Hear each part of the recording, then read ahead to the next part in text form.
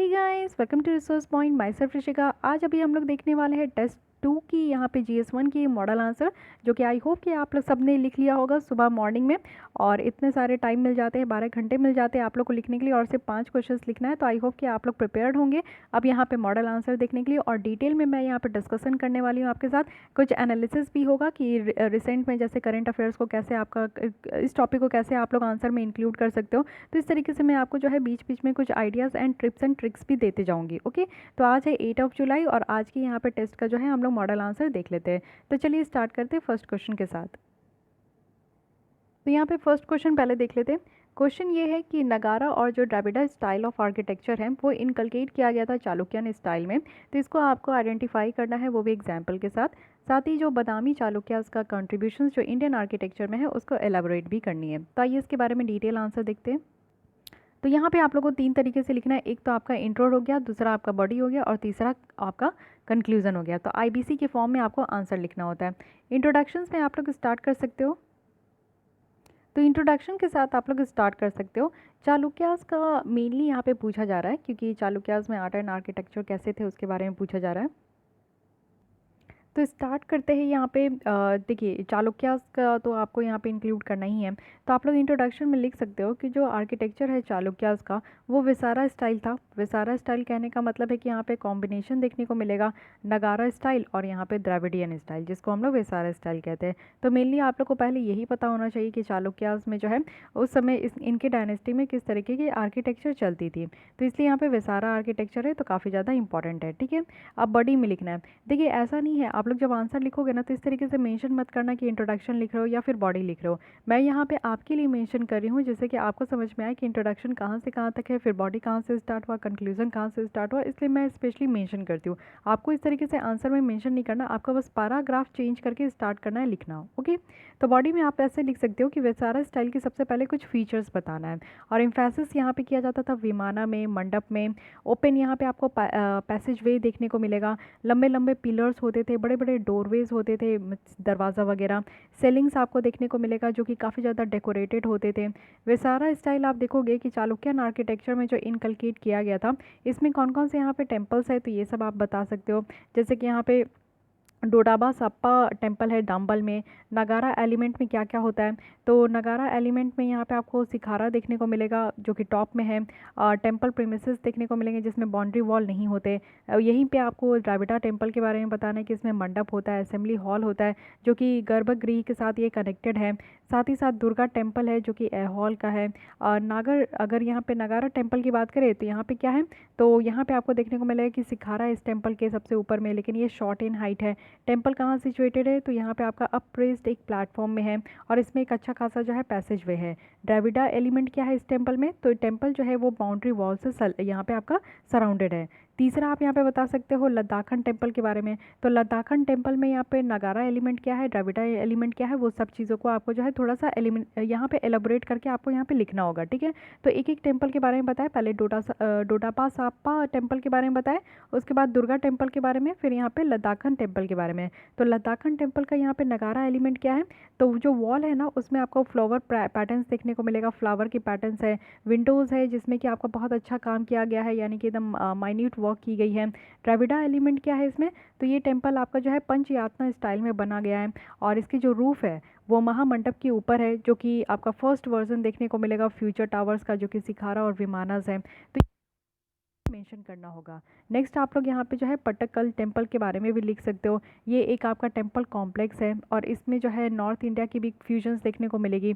तो इस तरीके का जो है आप लोग को डिफरेंट डिफरेंट टेम्पल के बारे में बताना है, जिसमें आप उस टेम्पल में बता सकते हो कि द्रविडन क्या उसमें एलिमेंट है, नगारा एलिमेंट क्या है। तो इस तरीके से 4-5 आप लोग ज़रूर बता दीजिएगा, क्योंकि विथ एग्जाम्पल क्वेश्चन में पूछा गया तो आपको एग्जाम्पल बहुत अच्छे तरीके से देना है।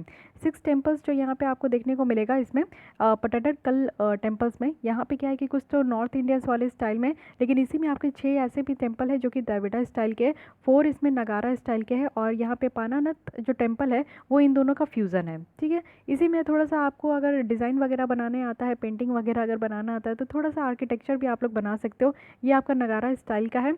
तो इसमें देख सकते हैं कि क्या क्या है। ये है अमला का गोल सा अम्लका है, इसके ऊपर कालाश है और ये है आपका शिखर जिसको टावर कहते हैं। ये आपका कनेक्टेड है गर्भगृह से। उसके बाद यहाँ पे आपको अंतराल देखने को मिलेगा। ये महामंडप है, बड़ा मंडप है, ये आपका मंडप है, ये आपका अर्ध मंडप है। तो इस तरीके से आप लोग जो है सारी चीज़ें दिखा सकते हो। ये जो प्लेटफॉर्म है इसको यहाँ पे जगती कहा गया है। ये बेस प्लेटफॉर्म है जो कि अधिष्ठाना है। तो ये सारी चीज़ जो है आप लोग हल्का सा डायग्राम बना सकते हो। डायग्राम आप इस तरीके का बना सकते हो, ठीक है। ये आपका नर्दर्न स्टाइल है नगारा और ये आपका सर्दर्न स्टाइल है जो कि हम लोग द्रविडन कहते हैं। तो इस तरीके का आप लोग मंदिर बना के जो है ना उसमें थोड़ा बहुत आप लोग मेंशन कर दीजिएगा कि क्या डिफरेंस है नगारा और आपका जो है द्रविडन में। तो नगारा में आप लोग देख सकते हो कि मंडप बहुत ज़्यादा होते हैं, साथ ही साथ यहाँ पे आपका जो है शिखर है और यहाँ पे गर्भगृह, तो दोनों में आपको देखने को मिलेगा। लेकिन द्रविडन में क्या है, तो यहाँ पे आपका विमान है जो कि इसमें आपको नगारा में नहीं देखने को मिलेगा, मंडपस आपको दोनों में देखने को मिलेगा। तो इस तरीके से टेम्पल्स आप बना सकते हो और इसी दोनों का मिश्रण आपका विसारा है। तो नगारा का इस तरीके से ये डिज़ाइन आपको देखने को मिलेगा और द्रविड़ा का इस तरीके का डिज़ाइन आपको देखने को मिलेगा। ओके, तो इस तरीके से आपको बताना है। सेकंड पार्ट जो दिया गया था क्या उसका क्या कंट्रीब्यूशन है इंडियन आर्किटेक्चर में, तो इसमें आपको एक एक पॉइंट करके भी लिख सकते हो, पैराग्राफ में भी लिख सकते हो। मैं यहाँ पे पॉइंट वाइज आपको बता रही हूँ जिससे कि कंसेप्ट आपकी क्लियर हो सके। अर्लीस्ट टेम्पल्स आप देखोगे जो कि 450 एडी के पहले का है। तो अर्ली चालुक्यन जो स्टाइल था वो एहोल में ओरिजिनेट हुआ था और वो परफेक्ट था बादामी और पटकल में। उसके बाद यहाँ पे आप देखोगे कि इसको ब्लेंड किया गया, यानी कि विसारा स्टाइल में ब्लेंड किया गया और दो टाइप की मॉन्यूमेंट निकल कर आई। एक तो रॉक कट हॉल था और यहाँ पे केव टेम्पल्स थे और स्ट्रक्चरल टेम्पल्स थे जो कि ग्राउंड के ऊपर बनाए जाते थे। रॉक कट यहाँ पे हॉल क्या था कि पत्थरों को काट काट के बड़ा हॉल बनाया गया। केव टेम्पल थे यानी कि गुफा वाले जैसे जो है उसके अंदर आप लोगों को मंदिर देखने को मिलेगा। केव टेम्पल बेसिकली एग्जावेशन था, यानी कि ये खुदाई से ही आपका निकलता था और साथ ही साथ यहाँ पे जो है ये सारी बातें, ठीक है। इसी में आप देखोगे कि बादामी केव टेम्पल्स के बारे में जो है इसके बारे में आपको थोड़ा सा पॉइंट बताना होगा क्योंकि बादामी केव टेम्पल्स के बारे में इसकी कॉन्ट्रीब्यूशंस पूछ रही है, तो you have to mention its characteristic also. तो ये सारी जो है आपका रॉक कट हॉल है। बेसिक फीचर्स है इसमें जैसे कि पिलर्ड वेरेंडा है, बड़े बड़े पिलर यहाँ पे वेरेंडा है। कॉल्यूम्ड हॉल है, बड़ा बड़ा हॉल आपको देखने को मिलेगा। साथ ही इसमें 3 केव टेम्पल हैं, एक आपके वैदिक के है, दूसरा बुद्धिस्ट के है और तीसरा जैन स्टाइल के है। इंपॉर्टेंट फीचर्स क्या है कि इसमें आपके गानास होते हैं और जो मोस्ट प्रोमिनेंट कार्विंग इसमें देखने को मिलेगा तो केव नंबर 1 है जिसमें कि तांडव डांसिंग शिव जो नटराज है ना उनकी रिप्रेजेंटेशन आपको केव नंबर 1 में देखने को मिलेगा। So this is one of the most important for Badami cave temples. उसके बाद यहाँ पे पटकल जो टेम्पल कॉम्प्लेक्स है इसके बारे में भी आप लोग थोड़ा बहुत देख लीजिए। यहाँ पे टोटल 10 आपके टेम्पल्स हैं, 6 द्रविडियन स्टाइल के हैं और 4 जो है आपका यहाँ पे नगारा स्टाइल के हैं। यूनेस्को के द्वारा डिस्क्राइब किया गया है पटडल को कि एक हारमोनियस ब्लेंड है आर्किटेक्चरल फॉर्म्स जो कि नदर्न और सदर्न इंडिया का है। तो ये भी आपसे पूछा जा सकता है। तो इस तरीके से आप लोग को सारी चीज़ों को इन्वॉल्व करना, इंक्लूड करना है। फिर एक और टेम्पल है, इसके बारे में बता देती हूँ मैं। यहाँ पे आपको बहुत सारे टेम्पल्स का एक होता है ना कि बहुत सारे टेम्पल्स का मैं आपको यहाँ पे आइडिया दे रही हूँ, आपके पास नोट्स अच्छा खासा होना चाहिए। दैट्स वाई मैं यहाँ पे आपके पास जो है बहुत सारे टेम्पल्स के बारे में बता रही हूँ। बट आप लोग जो है जितना टाइम है, जितना आप लोग लिख सकते हो, जितना आप लोग को याद हो सकता है उतना ही लिखो। एग्जाम्पल बोला गया है तो मैक्सिमम आप लोग 4 एग्जाम्पल इंक्लूड कर सकते हो, मिनिमम आप लोग को 2 एग्जाम्पल तो इंक्लूड करना ही है। ओके, यहाँ पे आप देख सकते हो कि रावण पहाड़ी टेम्पल है। ये भी रॉक कट श्रेन और शिवालय है। इसमें रेक्टेंगुलर आपको फ्रंटेज देखने को मिलेगा, स्क्वायर इनर वॉल है। इंटीरियर जो है यहाँ पे वॉल डांसिंग आपकी शिव है इनके 10 हाथ के साथ। तो इस तरीके से आपको इंक्लूड करना है। कंक्लूजन कैसे देना है, कंक्लूजन देना है कि यहाँ पे जो है 6th सेंचुरी में इसको असाइन किया गया था और इस तरीके से बहुत सारे जो फैक्टर्स है जैसे कि religion, custom, geographical location, patronage influenced, ये सब जो है ना ये आपके जो पैट्रोनेज है ये सारी चीज़ें जो है इन्फ्लुएंस किया, इससे इन्फ्लुएंस हुआ है चालुक्य के आर्किटेक्चर। ओके, तो इस तरीके से आप लोग को एंड करना है। सेकंड क्वेश्चन में आते हैं। सेकंड क्वेश्चन यहाँ पे आपका ट्रीटी ऑफ वर्सैली के बारे में कि आपको बताना है कि ट्रीटी ऑफ वर्सैली जो है वो वर्ल्ड वॉर 2 का ये एक रीज़न है, क्योंकि ऐसा माना जाता है कि ट्रीटी ऑफ वर्सैली अगर साइन नहीं होता तो मे बी वर्ल्ड वॉर 2 नहीं होता, क्योंकि इसमें कुछ ऐसे टर्म्स एंड कंडीशंस है जिसके कारण जो है जर्मनी बहुत ही ज़्यादा गुस्से में आ गया था और जर्मनी को बहुत ही ज़्यादा इसमें नीचा दिखाया गया था। तो ट्रीटी ऑफ वर्सैली के बारे में कहा जाता है कि वर्ल्ड वॉर 2 जो हुआ है वो ट्रीटी ऑफ वर्सैली के बारे में, वर्सैली के कारण हुआ है। तो आपको इस ट्रीटी का प्रोविज़न बताना है और एग्जामिन करना है इसको। तो इंट्रोडक्शन आप लोग कैसे स्टार्ट करोगे, इंट्रोडक्शन आप लोग स्टार्ट कर सकते हो कि जो वर्ल्ड वॉर फर्स्ट हुई थी 1914 से लेकर 1919 तक आपकी चली थी, तो ये एंड कब से कैसे हुआ था, तो ट्रीटी ऑफ वर्सैली को साइन करके ये एंड हुआ था। अब यहाँ पे बॉडी लिखना है आपको, तो इस तरीके से मेंशन नहीं करना, लेकिन हाँ स्टार्ट करना है। 1919 में क्या हुआ कि ये जो ट्रीटी है ना, ये यूरोपियन कंट्री के द्वारा लाया गया था और इसमें हार्श पनिशमेंट दिया गया था जर्मनी को, क्योंकि इनका जो वर्ल्ड वॉर में रोल था ना, उसके कारण बहुत ज़्यादा जर्मनी को पनिशमेंट देने के लिए यहाँ पे इस तरीके का ट्रीटी लाया गया था। और इसमें क्या क्या टर्म्स था ये आप लोग कुछ पॉइंट्स जरूर लिख सकते हैं।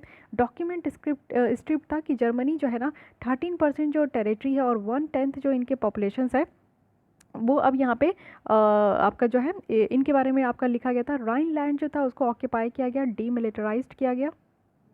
और यहाँ पे जो जर्मन की कॉलोनीज थे वो यहाँ पे न्यू लीग ऑफ नेशंस के द्वारा उनके पास ले लिया गया। तो जर्मनी की 13% टेरिटरी भी गई और 1/10 ऑफ इसके पॉपुलेशन भी गए। साथ ही साथ राइन लैंड जो था वो भी ऑक्यूपाई कर लिया गया और डीमिलिटराइज्ड भी कर दिया गया। और जो जर्मन कॉलोनीज थे उसको भी न्यू लीग ऑफ नेशंस के द्वारा ले लिया गया था। जर्मन आर्मी जो था उनको यहाँ पे डिसमिस कर दिया गया था। वेपन को भी यहाँ पे जो भी उनके पास हथियार वगैरह थे वो भी कॉन्फिस्केट कर लिया गया था, यानी कि जब्त कर लिया गया था। और नेवी स्ट्रिप्ट जो है लार्ज वैल्यू ये भी ले लिया गया था। तो वेसल्स, लार्ज वेसल्स का ट्रीटी को यहाँ पे जो ट्रीटी में क्या था कि यहाँ पे लिखा गया था कि जर्मनी को यहाँ पे करना होगा 269 बिलियन गोल्ड मार्क, जो कि कितना इक्विवेलेंट है तो $37 बिलियन है। और इस तरीके के अलाइड नेशन के साथ जो है यहाँ पे रिपैट्रिएट करके इसको जो है आपको ट्रीटी के दौरान इसको मीन्स ट्रीटी में ऐसा साइन किया गया था कि जर्मनी को इतना देना होगा। तो ये सारी जो है टर्म्स एंड कंडीशंस है, जिसमें कि आप लोग देख सकते हो कि जर्मनी के अगेंस्ट में कितना ज़्यादा लिखा गया था।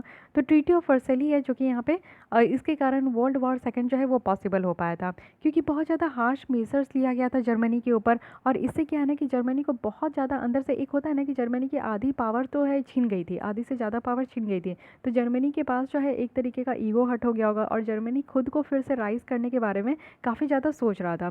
तो जर्मनी की जो इकोनॉमिक्स जो बहुत ज़्यादा दुख था, उसके बाद यहाँ पे बर्डन था रिपेरेशंस का, और जनरल यूरोपियन जो इन्फ्लेशन था इसका भी यहाँ पे बहुत ज़्यादा परेशानी थी। डिस्टेबलाइज किया गया था जितने भी वेमर यहाँ पे रिपब्लिक थे, तो ये सारी प्रॉब्लम थी।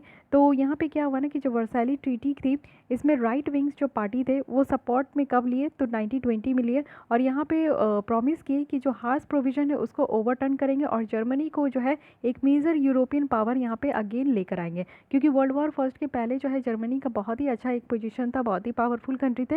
लेकिन वर्ल्ड वॉर फर्स्ट में ऐसी हालत हो गई कि जर्मनी जो है ना पूरी तरीके से हार तो गई थी, उसके साथ साथ जो है रिस्पॉन्सिबल भी कहीं माना जा रहा था।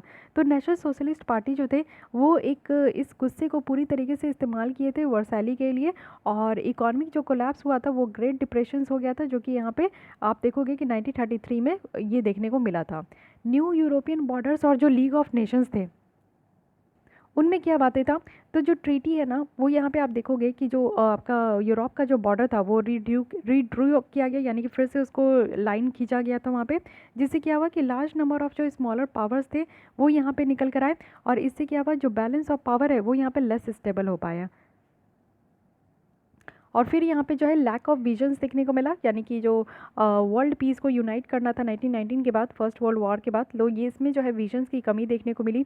यूएसए के जो प्रेसिडेंट थे वॉड्रो विल्सन्स, उनका व्यू था कि सारे नेशंस जो है ना वर्ल्ड वॉर के बाद वो आर्म्ड फोर्सेस को कम कर देंगे और प्रिजर्व करेंगे, यानी कि फ्रीडम ऑफ सीज को प्रिजर्व करेंगे और इंटरनेशनल पीस यानी कि पूरे वर्ल्ड की शांति के लिए इसको ज्वाइन करेंगे और ऑर्गेनाइजेशन को यहाँ पे रखेंगे जिसको लीग ऑफ नेशन कहा गया। तो ये भी ध्यान रखना है आपको, ये भी आपको जो है डिफाइन करना होगा कि what is league of nation, क्योंकि ये सारी टर्म्स अगर आप डिफाइन नहीं करोगे, इसका मेंशन नहीं करोगे, तो आपका आंसर जो है इनकम्प्लीट होगा। बट जो फेलो एलिट यहाँ पे लीडर्स थे उन्होंने इस लीग ऑफ नेशन को रिजेक्ट कर दिया। पर्टिकुलरली जो फ्रेंच थे वो चाहते थे कि जर्मनी जो है वो हेवी प्राइस यहाँ पे वॉर के लिए पे करे। तो यहाँ पे ट्रीटी का जो टर्म्स था वो इनएबिलिटी था कि वो यहाँ पे आप सोचो कि रियलिटी में आ सके, तो यहाँ पे सोवियत और जापानीज़ को अलाउड किया गया कि वो और ज़्यादा एक्सपेंड कर सकते हैं। तो इस तरीके से जो है आपको यहाँ पे लिखना होगा, ये सारी पॉइंट्स एटलीस्ट आप लोग को इंक्लूड करनी है। इसके अलावा आपके पास और भी पॉइंट्स है तो आप इंक्लूड कर सकते हो। तो यहाँ पे सिर्फ आपको मॉडल आंसर प्रोवाइड किया जा रहा है, इट मीन्स कि इतने पॉइंट्स तो आपके आंसर में होने ही चाहिए। ओके, कंक्लूजन में आप लिख सकते हो कि ये ट्रीटी जो है ना एक आप कह सकते हो कि रेसिपी का एक पार्ट था जिससे कि वर्ल्ड वॉर सेकेंड हुआ। तो इस ट्रीटी में आपका इस तरीके से लिखा जाना चाहिए था जिससे कि आगे जो है इंटरनेशनल पीस आपका स्प्रेड हो सके, लेकिन इस ट्रीटी के कारण क्या हुआ कि वर्ल्ड वॉर सेकेंड हो गया, ना कि इसको वॉर को ना ही प्रिवेंट किया गया, बट इस वॉर को और ज़्यादा बढ़ा दिया गया था। तो इस तरीके से आप लोग जो है एंड कर सकते हो। Okay, coming to the next question that is all about women empowerment. So यहाँ पे आपको बताना है कि किस एक्सटेंट तक जो विमेन की मूवमेंट है वो सक्सेसफुल हो पाई। जो विमेन की यहाँ पे पोजीशन बहुत ज़्यादा ख़राब है, ऑपरेशंस है यानी कि बहुत ज़्यादा अपोज किया जाता है सारे फॉर्म में, तो इसको इस कंसर्न को एड्रेस करने में कितना ज़्यादा यहाँ पे आपका सक्सेसफुल हो पाया। तो यहाँ पे इंट्रोडक्शंस आपको क्या देना है, विमेन मूवमेंट के बारे में आपको लिखना है। तो विमेन मूवमेंट जो है वो क्या है, आपकी फेमिनिस्ट मूवमेंट भी आप कह सकते हो। एक सीरीज़ ऑफ कंपेन चलाई जाती है जिसमें कि जितने भी विमेन की इश्यूज़ है वो यहाँ पे एड्रेस किया जाता है, जनरली इक्वल राइट्स के लिए किया जाता है। उसके बाद यहाँ पे आप देखोगे साथ ही कुछ बॉडी अपॉर्चुनिटीज़ भी होती है, इक्वल राइट्स और अपॉर्चुनिटीज़ के लिए किया जाता है। साथ ही साथ जो है पर्सनल फ्रीडम ऑफ विमेन के लिए यहाँ पे जो है विमेन मूवमेंट आपका चलाया जाता है।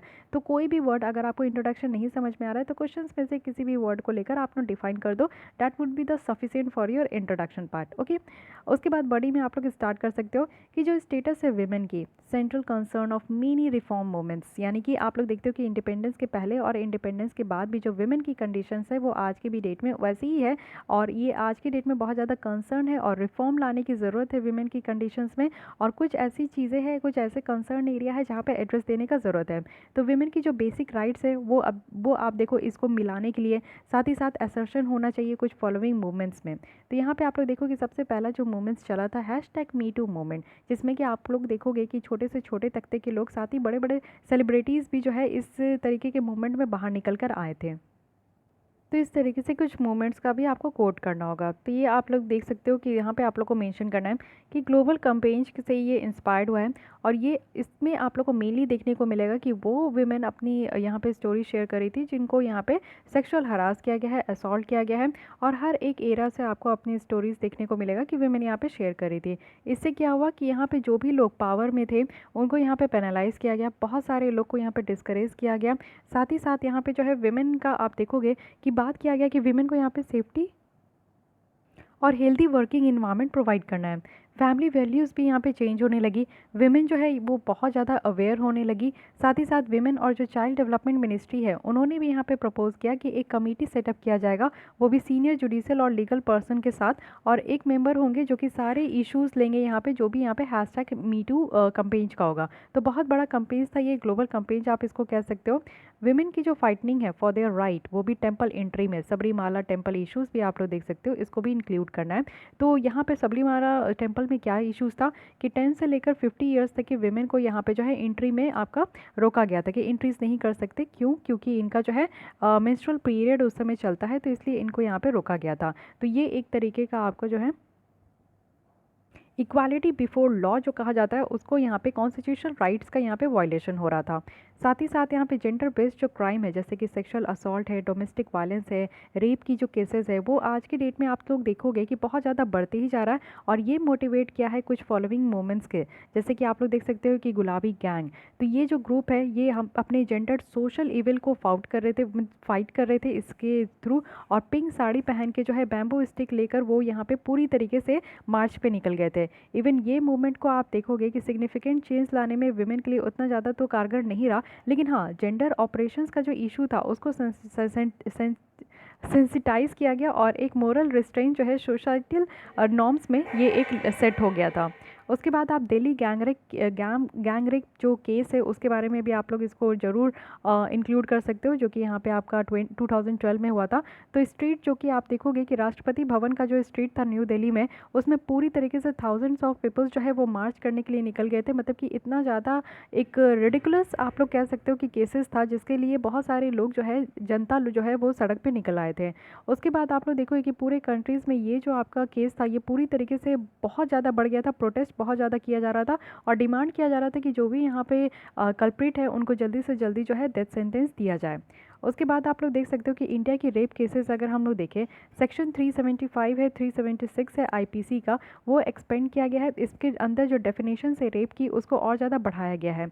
यहाँ पे आप लोग जो है एक और कानून के तहत आप लोग बात कर सकते हो कि क्रिमिनल लॉ अमेंडमेंट एक्ट 2013 है, जो कि यहाँ पे जो सब सर्वाइवर होते हैं, जो रेप सर्वाइवर होते हैं, उनको उनके लिए बहुत ज़्यादा इजी बनाया गया, उनको मेडिकल हेल्प और जस्टिस प्रोवाइड करने के लिए इस कानून में बहुत सारी चीज़ें रखी गई। इवन कंपेन्स भी चलाया गया जिससे कि यहाँ पे जेंडर सेंसिटाइजेशन प्रोग्राम दिया गया सारे स्कूल्स में। विमेन के लिए यहाँ पे काफ़ी ज़्यादा मेजर्स लिया गया, जैसे कि राइट टू लाइफ जो है वो यहाँ पे लिया गया, जो उनको सोसाइटी में जिस तरीके से रोका जाता है, डूड्स एंड डोंट्स बनाया जाता है, तो वो सारी चीज़ों से वो बाहर निकलने के लिए बहुत सारा यहाँ पे मेजर्स भी लिया गया। एंटी लिकर मूवमेंट भी आपको देखने को मिलेगा आंध्र प्रदेश में, क्योंकि शराब पीकर पति जो है अपनी पत्नी को बहुत ज़्यादा बीट करते थे, मारते पीटते थे, तो उसके अगेंस्ट में महिलाओं का ये था कि शराब को बंद कर देना है। तो ड्राई सिटीज़ भी आपको देखने को मिलेगा कि काफ़ी ज़्यादा स्टेट में ड्राई सिटीज़ भी चला है। तो एंटी लिकर मूवमेंट भी आप लोग देख सकते हो कि आंध्र प्रदेश में चला था। और अर्ली 1990s में जो कि रूरल जो ग्रामीण क्षेत्र के आंध्र प्रदेश की विमेन थी वो बाहर निकल कर आए, और जो इस तरीके का जो लिकर था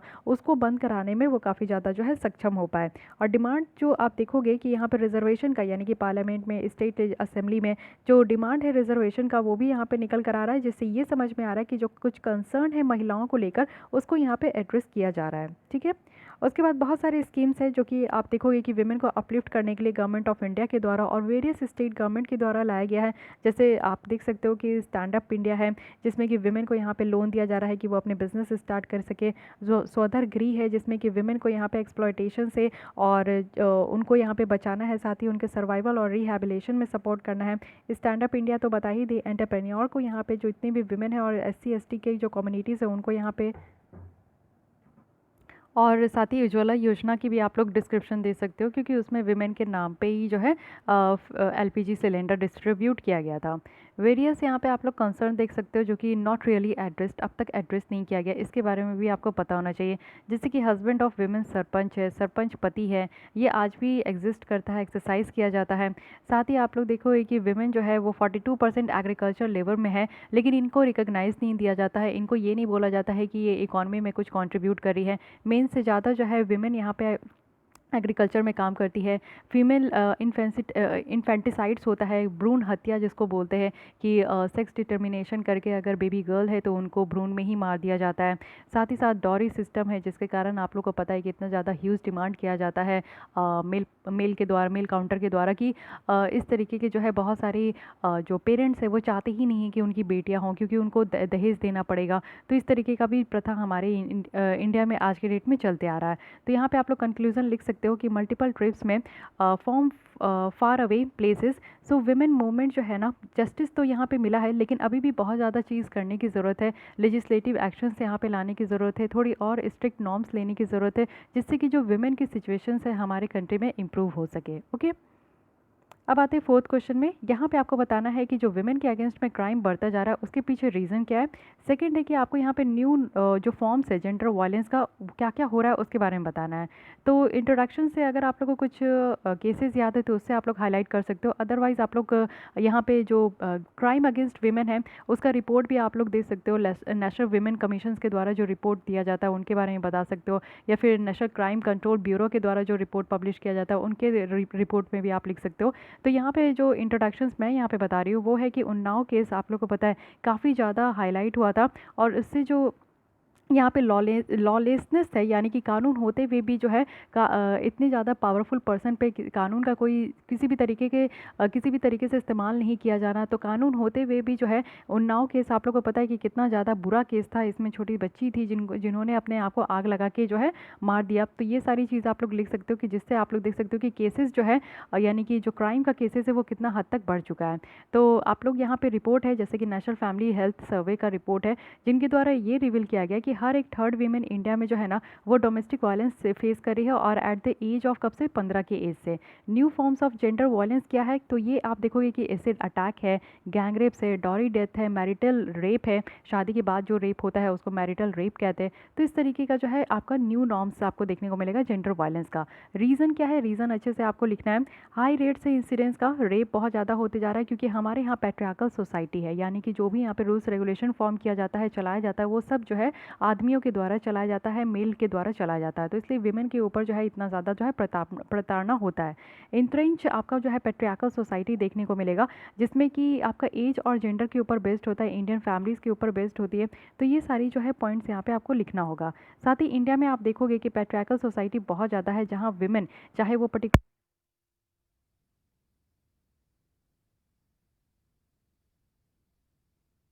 सबके सामने नहीं आना है, खुल के बोलना नहीं है। तो बहुत सारे डूज़ एंड डोंट्स होते हैं। साथ ही साथ आप देखोगे कि सबसे ज़्यादा जो प्रॉब्लम है वो सेक्सुअल अब्यूज़ का और सेक्सुअल हरासमेंट का विमेन के साथ ही हो रहा है, वो भी उनके वर्क प्लेस में भी हो रहा है, साथ ही साथ घर पे भी हो रहा है। तो ये प्रॉब्लम है। साथ ही अनरिस्पॉन्सिव लॉ है, कानून, और यहाँ पे आप देखोगे कि जो लॉ एंड ऑर्डर है वो भी इस तरीके का नहीं है कि विमेन के अगेंस्ट में अगर इस तरीके की क्राइम होती है तो कानून भी इस तरीके से सख्ती से नहीं लेता है कोई भी काम। साथ ही आप लोग देखोगे कि सिम्बॉलिक क्रिमिनल जस्टिस सिस्टम जो है आज की डेट में वल्नरेबल है, वो भी पॉलिटिकल प्रेशर के कारण। यानी कि अगर पॉलिटिशियन कुछ इस तरीके का काम कर रहे हैं, काम तो नहीं बोलेंगे, कांड बोलेंगे, कि वो इस तरीके की कुछ कांड कर रहे हैं, तो उनके अगेंस्ट में किसी भी तरीके का कानून नहीं चलता है और उनका प्रेशर भी बहुत ज़्यादा रहता है, जिसके थ्रू जो है हमारे यहाँ की जो क्रिमिनल जस्टिस सिस्टम है वो कुछ काम नहीं कर पाती है। क्रुएल्टी आपको देखने को मिलेगा कि हस्बैंड के द्वारा या फिर उनके रिलेटिव्स के द्वारा, फादर मदर के द्वारा, इन लॉज के द्वारा बहुत ज़्यादा किया जाता है। क्यों? क्योंकि डॉरी के लिए, अगर डॉरी पूरी तरीके से नहीं मिलते हैं, दहेज नहीं मिलता है, तो उनके लिए, उनके कारण जो है कई बार महिलाओं को जला कर मार भी दिया जाता है। साथ ही सुसाइड, ये आरोप लगाया जाता है कि वेमेन सुसाइड कर रही है या फिर उसको सुसाइड के लिए उकसाया जाता है या फिर मिसकैरेज हो जाता है। तो ये सारी जो है ना और ह्यूमन ट्रैफिकिंग भी होती है। यस, वीमेन की ह्यूमन ट्रैफिकिंग भी बहुत ज़्यादा होती है। तो ये सारी चीज़ें आपको देखने को मिलेगा कि इंटेंशनली भी किसी के द्वारा ये कराया जाता है।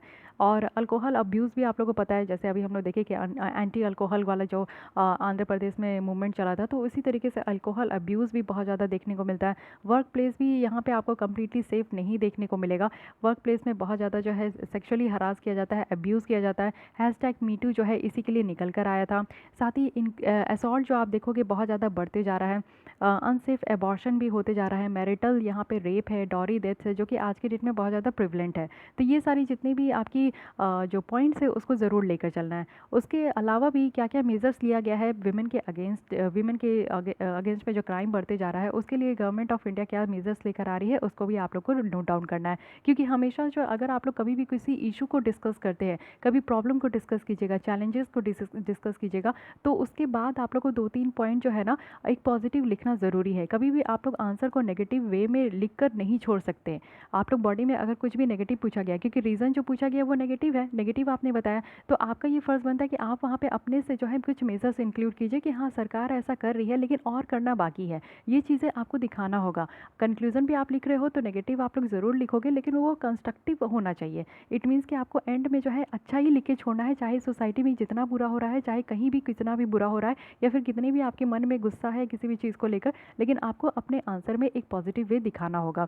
तो मेजर्स तो पूछा नहीं जा रहा है, लेकिन फिर भी आपको मेजर्स लिखना है क्योंकि आपने यहाँ पे प्रॉब्लम लिखा है, ठीक है। तो क्योंकि एडमिनिस्ट्रेटर बनने वाले हो तो आपसे ये आशा किया जाता है कि आप हमेशा जो है एक आंसर ऐसा लिखोगे जिसमें कि आप जो है सोल्यूशन ओरिएंटेड हो। ओके, तो मेजर्स में क्या क्या है कि लेजिस्लेटिव फ्रेमवर्क यहाँ पे किया गया है, जैसे कि सेक्सुअल हरासमेंट एक्ट 2013 है, डॉरी प्रोविजन एक्ट लाया गया, कानून में यहाँ पे अमेंडमेंट किया गया है, कुछ और इंटरवेंशन किया गया है, जैसे कि वन स्टॉप सेंटर्स है, सखी है, विमेन हेल्पलाइन है, निर्भया फंड यहाँ पे आपका क्रिएट किया गया 2012 की गैंग रेप के बाद, महिला शक्ति केंद्र बनाई गई है जिसमें कि आपकी सिर्फ फीमेल कांस्टेबल रहेगी। रिसेंटली एक स्कीम लाया गया है जिसमें कि साइबर क्राइम जो होता है लड़कियों के अगेंस्ट में, कि उनकी जो वीडियोस होती है, न्यूड पिक्स होती है, वो सारी चीज़ें जो पब्लिश कर दिया जाता है उससे ही ब्लैकमेल किया जाता है, तो उसको रोकने के लिए यहाँ पे साइबर क्राइम में भी उनके लिए प्रिवेंट किया, साइबर क्राइम में भी उनके लिए जो है इस तरीके से स्कीम लाया गया है कि उनको प्रिवेंट किया जाएगा। बेटी बचाओ बेटी पढ़ाओ स्कीम जो है बहुत ही ज़्यादा इंपॉर्टेंट है, जिससे कि आपका जो सेक्स रेशियो बहुत ज़्यादा डिफरेंस देखने को मिलता है, यानी कि 1000 बॉयज़ में कितने गर्ल्स है, ये जो यहाँ पे आपको कमी देखने को मिलता है, ये अब इससे पूरा हो पा रहा है। उज्ज्वला योजना का आप यहाँ पे कर सकते हो, जिससे कि जो ट्रैफिकिंग है, रेस्क्यू है, उज्ज्वला योजना, तो ये सारी चीज़ें यहाँ पे की जा रही है। स्कीम्स है जैसे स्टैंड अप इंडिया, महिला ई हार्ट है, महिला शक्ति केंद्र है। उसके बाद कंक्लूजन में आप लोग को लिखना है कि आप लोग एक अच्छा खासा लिख सकते हो कि women's clock is less about the time of day and night, more about the times that are safety and unsafe. यहाँ पर क्राइम बहुत ज़्यादा बढ़ते जा रहा है और सेफ्टी जो है एक आपका इंस्ट्रूमेंटल एलिमेंट है कि किस तरीके से फ्रीडम देना है विमेन को इंडिया में, और जो ज़रूरत है आज की डेट में सोसाइटल एटीट्यूड को चेंज करने की ज़रूरत है, ठीक है। तो इस तरीके से आप लोग अपने आंसर को जो है एंड कर सकते हो। फिफ्थ क्वेश्चन में आता है जो कि ग्लोबलाइजेशन के ऊपर है। तो ये स्टेटमेंट है कि किस तरीके से हमारे यंगर जनरेशन्स को इकोनॉमिक, सोशल और कल्चर टर्म्स में इम्पैक्ट दे रही है। तो बहुत ही ईजी है। पहले आप लोग को इंट्रोडक्शन पे ग्लोबलाइजेशन क्या है उसको मेंशन कर दीजिए। Globalisation refers to the integration of market in global economy leading to increase interconnectedness of nation. यानी कि क्या है कि आपका एक्सचेंज ऑफ थॉट है, एक्सचेंज ऑफ कल्चर है, एक्सचेंज ऑफ ट्रेडिशंस है, एक्सचेंज ऑफ एजुकेशन है, एक्सचेंज होता है। हर एक चीज़ जो है हम लोग ग्लोबलाइज कर रहे हैं। इट मीन्स कि हम लोग कुछ बाहर की कंट्रीज़ की चीज़ों को अडॉप्ट कर रहे हैं, कुछ हमारी चीज़ें बाहर अडॉप्ट की जा रही है। This is known as globalisation. अब बॉडी में क्या है कि आपको इकोनॉमिक्स के बारे में लिखनी है। तो ग्लोबलाइजेशन जो है हमारे यंग पीपल्स को काफ़ी ज़्यादा अफेक्ट कर रहे हैं, क्योंकि ट्रांजिशनल स्टेटस आपको देखने को मिलेगा।